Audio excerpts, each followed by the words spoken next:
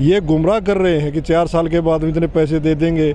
मैं पूछना चाहता हूँ कि अगर रोज़गार देने की बात थी तो माननीय प्रधानमंत्री ने 2 करोड़ रोज़गार देने की बात थी, कितना दिया उन्होंने? अब इनको लगा रहे हैं, जो है उनको तो लगा के दिखाओ आप। आपने 7 साल में कोई लगाया नहीं।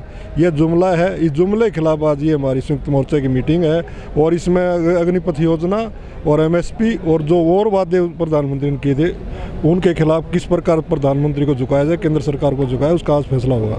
सर, ये जो आपने 13 महीने आंदोलन किया था दिल्ली के बॉर्डर पर अलग अलग जगह पर, उसके बाद में चुनाव आ गए थे कई राज्यों में, वहाँ पर तो अच्छी सफलता मिल गई भाजपा को, तो वो तो सफल होते जा रहे हैं ना अपने जो उनकी रणनीति है। वो करते हैं जात की और धर्म की राजनीति और किसान सबका पेट भरता है, उसको ये प्रपंच आते नहीं, इसलिए वोट की राजनीति करके वो कामयाब जरूर हो गए। कि राम के नाम लेने से पेट भरता है, खाली पेट का वजन हुआ है क्या? ये तुम्हारी पुरानी कहावत है। लेकिन सिर्फ धर्म तो मजबूत कर रहे हैं ना बीजेपी वाले। क्या का धर्म मजबूत करते? इंसान का धर्म इंसानियत है। इंसानी से बड़ा कोई धर्म नहीं है, ना हिंदू ना मुसलमान, सब एक है। इंसानियत होनी चाहिए। अरे इंसानियत नहीं है तो किसी धर्म का हो क्या फायदा उसका, बताओ आप। सर, मंदिर बनवा रहे हैं अयोध्या में, वो मंदिर तो क्या नाम है, इस देश के अंदर कम से कम 20 करोड़ से ज़्यादा ऊपर मंदिर हैं। वो मंदिरों में सभी भगवान, थोड़ा भगवान है किसान के हृदय में, भगवान है मजदूर के हृदय में, भगवान है नौजवान के हृदय में। उनको ठीक करो, अपना सब मंदिरों की जरूरत ही नहीं है। वोट जो मिलता है ना सर, वो राम मंदिर के नाम पे मिलता है, भगवान के धर्म के नाम पे तो मिल रहा है भाजपा को। ये एक थोड़ा फेस है, ये फेस भी कम हो जाएगा। और ये जो नारा लगाते हैं ना मंदिर मस्जिद के नाम से, ये 100% आने वाले जो चुनाव 2024 के हैं लोगों को समझ में आ जाएगा। बेरोजगारी, महंगाई, सब कुछ इतना बढ़ जाएगा। जो धर्म की राजनीति है उसका तोड़ क्या है आपके पास में? हमारे पास यही है कि इनका तोड़ अपना आप आ जाएगा। पेट जब भी भरेगा, जब पेट में अन्न डलेगा। अन्न डाल नहीं रहे, रोजगारी दे नहीं रहे, अपना लोगों को समझ में आएगा, चिंता मत करो। कह रहे हैं कि जो अग्निपथ योजना लाए हैं उससे युवाओं को रोजगार मिलेगा। 4 साल में बहुत सारे जो युवाओं को भर्ती किया जाएगा, लाखों रुपये दिए जाएंगे उनको रिटायरमेंट के बाद में। इस देश के अंदर MA, BEd और MSc लगभग बताता हूँ 10 करोड़ के लगभग हैं। और जो अपने इनने करा के डिप्लोमा इंजीनियरिंग का वो कितने हैं? 1.5 करोड़ के लगभग वो है। और जिन्होंने और ज़्यादा और तो छोड़ो, डॉक्टर की तो सेब नौकरी मानते थे, वो भी बेरोजगारी की लाइन पर आ गए। आज ये बकवास करने की बात करते, 2 करोड़ रोजगार कहाँ गए? ये 4 साल का जुमला है। ये 2024 में वोट लेना चाहते हैं, नौजवानों को भटकाना चाहते हैं। नौजवान के झांसे में नहीं आएगा। ठीक है कि इन्होंने अप्लाई कर दिया, वो अलग बात है, घर के दबाव में और किसी दबाव में, लेकिन मानसिकता तौर पे नौजवानों के साथ सबसे बड़ा खिलवाड़ है। हिंदुस्तान आज़ाद होने के बाद में अगर किसी ने कुठाराघात नौजवानों के साथ किया और किसानों के साथ किया है, वो भारतीय जनता पार्टी है। गाजियाबाद में आए हैं सर, किसानों की मीटिंग है संयुक्त किसान मोर्चा की, इसका उद्देश्य क्या है? देखो, ये सरकार जो केंद्र सरकार है किसान और जवान को दोनों को मारना चाहती है। पहले किसानों तीनों कृषि कानून लेके आए, उसके खिलाफ पूरे हिंदुस्तान किसान लड़ाई लड़ी और 13 महीने के बाद में उन्हीं किसानों ने इनको जुगाड़ने का काम किया और देश के प्रधानमंत्री ने माफ़ी मांगी और कहा कि तीनों कृषि कानून गलत थे, उनसे गलती होगी और वापस ले लिए। लेकिन उन्होंने कहा कि MSP देंगे, उस पर भी नहीं आए। दूसरा, उन्होंने अग्निपथ योजना लेके आए हैं। इससे जो नौजवान है वो तो बर्बाद होगा, लेकिन सेना का मनोबल भी कम होगा।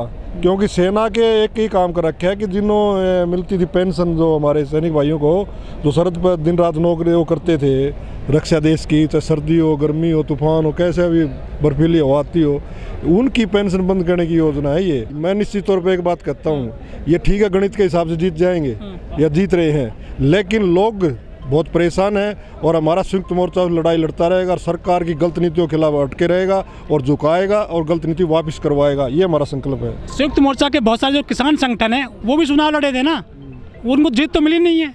देखो, वही तो मैं कह रहा हूँ ना, इस दुनिया के अंदर जो झूठ बोलता है, राम मंदिर के जात पात की बात करते हैं कुछ लोग, उनको पसंद करते हैं। आप है ना टोटल वोट निकाल के देखें ना, तो ये तो 20-25% भी नहीं इनके, तो 75% लोगों ने तो खिलाफ वोट गिरा नहीं गिरा। वो डिवाइड महाराष्ट्र में सरकार बना ली है बिना उसके। क्या सरकार है, क्या सरकार है? ऐसे सरकार को तोड़ के बना सरकार होती है क्या? सरकार तो हो रहे हैं ना, वो क्या कामयाब है? ये मैं वही कह रहा हूँ, ये तोड़ फोड़ की राजनीति, मंदिर की राजनीति और जात से जात बिठाने की राजनीति, धर्म की राजनीति सब खत्म हो जाएगी एक दिन। और जब तक ये खत्म नहीं होगी ना, संयुक्त मोर्चा ऐसे लड़ाई लड़ता रहेगा, नफरत तो फैलाने वालों को घर बिठाने का काम करेंगे। जहां आप हैं आज गाजियाबाद में, यहीं के सांसद है वीके सिंह, उन्होंने बाकायदा कह दिया कि वो जनरल रहे हैं देश में और बीजेपी के सांसद है फिलहाल। वो कह रहे हैं कि जिसको आना है अग्निपथ योजना में आइए, हम जबरदस्ती थोड़ी ना बुला रहे किसी को। मैंने बड़ी शर्म आती है वीके सिंह के इस बयान पे।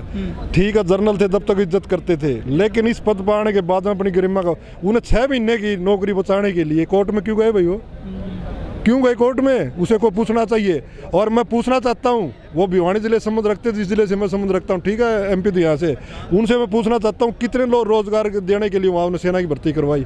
ये झूठा आदमी है। जब जनरल था हमारा सम्मानित था, लेकिन इस पद पर आके पद के लोभ में, पैसे के लोभ में ये झूठी बात करने का काम कर रहा है। सर, जो 6 महीने की ट्रेनिंग दी जाएगी अग्निवीरों को, क्या वो पर्याप्त रहेगी? क्या लगता है आपको? देखिए, मैं एक बात मानता हूँ, एक कैसे भिड़ पाएंगे दुश्मन देश से? बताता हूँ, एक एनसीसी की ट्रेनिंग भी है ना 3 साल में होती है। जब आप कॉलेज में गए होगे तो फर्स्ट पहला A certificate, B certificate, C certificate, उसके बाद में इतना ही होता है कि सावधान विश्राम खड़ा हो, उसको हथियार का ज्ञान नहीं होता।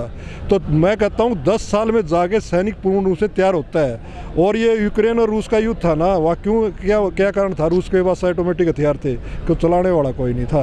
अब मैं ये नहीं कहता हमारे नौजवानों को कमी है कोई क्षमता की, लेकिन वो 4 साल में नहीं सीख पाएंगे। एक प्रोटोकॉल होता है इसका अपने आर्मी का, उसी हिसाब से चलना पड़ता है उनको। लेकिन अब सब शांत है लग रहा है साहब को। ये अफीम का नशा नौजवानों को इंसानियत का आएगा बहुत जल्द। ये जो हिंदुत्व का नशा है बहुत जल्दी उतरने वाला है। और 100% जो इंसानियत का जो आएगा ना नशा, चाहे वो किसी बार कहते हैं ऐसा नशा आएगा और कहेंगे ना हिंदू ना मुसलमान ना हिंदुस्तान हमारा है, ये नारे जगह जगह लगेंगे। वो टाइम है, ठीक है, इनका थोड़ा टाइम है, ये डाउन होना है, उफान आ गया इनका, डाउन की तरफ आएंगे।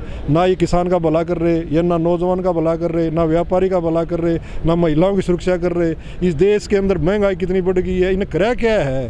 कोई श्वेत पत्र जारी करे? अखंड भारत बना रहे हैं हम। कौन सा अखंड भारत है? अरे इस भारत को तो सुरक्षित कर दो, दिन रात उसके हत्या कर दी, उसकी हत्या कर दी, इस भारत को संभाल लो भाई। अखंड भारत हमने नहीं चाहिए। तो हिंदू को एकजुट कर रहे हैं ना इस तरह से। वो क्या का हिंदू? हिंदू क्या होता है? हिंदू क्या है?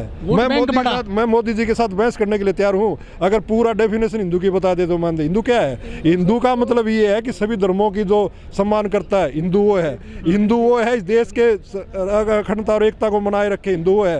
हिंदू वो है इस देश के अंदर बेरोजगारी खत्म करे। क्या का हिंदू है? ये मजबूत कर रहे हैं हिंदू को। मैं यही कह रहा हूँ, ये देश अखंड देश है, इसके अंदर हिंदू मुस्लिम सिख ईसाई आपस में भाई भाई कितना जोर लगा ले। ये इस प्रकार के जो मैं प्रधानमंत्री माननीय सम्मान पद है, लेकिन ऐसा काम जो कर रहे हैं ना प्रधानमंत्री, ये कोई नहीं करता।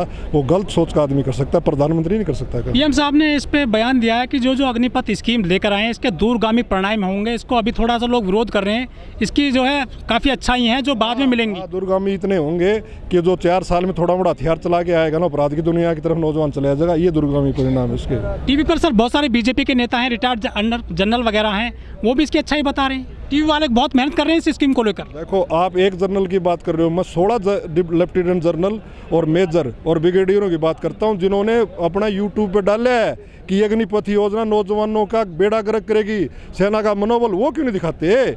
इनने तो 16-17 है, मैं 50 बताता हूँ ऐसे जो जिन्होंने मेडल मिले युद्ध के अंदर, उन्होंने कहा है कि गलत है।